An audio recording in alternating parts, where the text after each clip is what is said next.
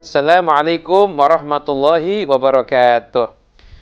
Kami dari Departemen Humas dan Media Rabithah Alawiyah. Saat ini kami akan menyampaikan bahwasanya semua isu yang berkaitan dengan permasalahan nasab ataupun yang lain-lain yang sedang panas akhir-akhir ini, alhamdulillah telah kami sikapi dengan terarah dan terukur. Semua telah kami jawab dan kami jelaskan. Dari mulai permasalahan kaidah pencatatan nasab, kemudian tentang tes DNA, dan bagaimana menyikapi perilaku oknum alawiyin yang menyimpang, kemudian juga tuduhan pemalsuan sejarah, dan permasalahan yang lain. Alhamdulillah, semuanya itu telah kami jawab, dan bisa disaksikan jawaban kami di media resmi, Rabithah Alawiyah, dan juga di Nabawi TV.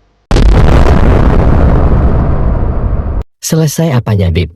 Kenapa sih klan Ba'alwi ini gigih sekali mempertahankan klaim mereka sebagai suriah Nabi, padahal sudah tertolak?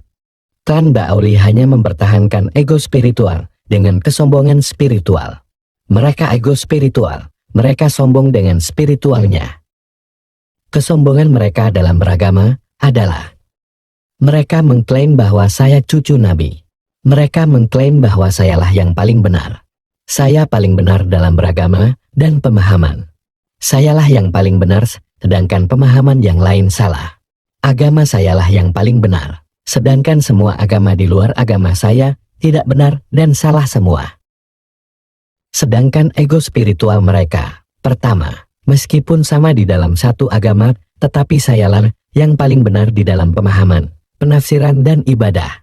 Kelompok kamilah yang paling benar, sedangkan yang lain liberal, bid'ah, syirik, musyrik, dan sesat semuanya. Kedua, kesombongan spiritual mereka. Yang lain masih jahiliyah. Sayalah dalam beragama paling kafar, dan sayalah yang paling menjalankan sunnah. Ketiga, sayalah yang berbusana yang paling benar, paling syar'i, dan yang lain masih telanjang. Keempat, saya pemuka agama terpandang. Saya adalah keturunan Nabi. Saya harus paling dihormati. Cium kaki saya, dan kalian akan mendapatkan keberkahan. Kelima, ego spiritual mereka. Saya mayoritas, maka dari itu agama lain dilarang beribadah di rumah, dilarang mendirikan rumah ibadah.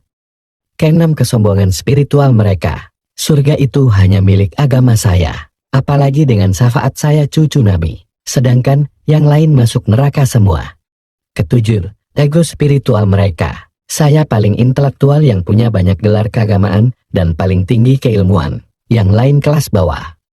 Kedelapan, ego spiritual mereka. Saya sangat nyaring suara dalam beribadah, karena itu syiar agama. Bagi yang mengkritik dan tidak suka maka langsung saya bilang kafir dan penista agama.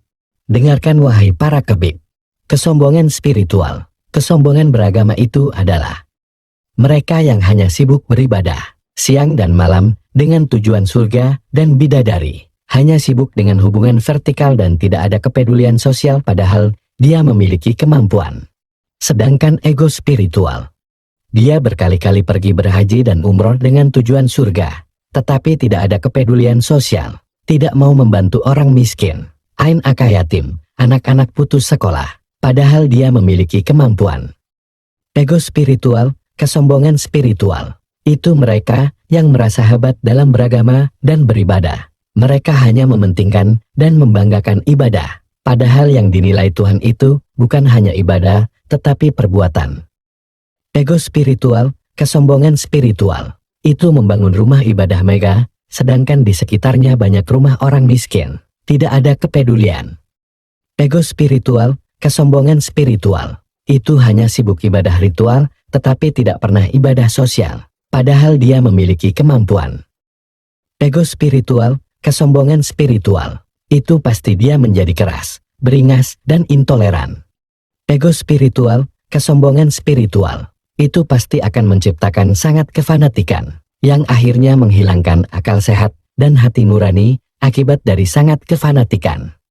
Ego spiritual, kesombongan spiritual, itu tidak akan ada cinta kasih kepada sesama. Tidak akan ada kepedulian kemanusiaan.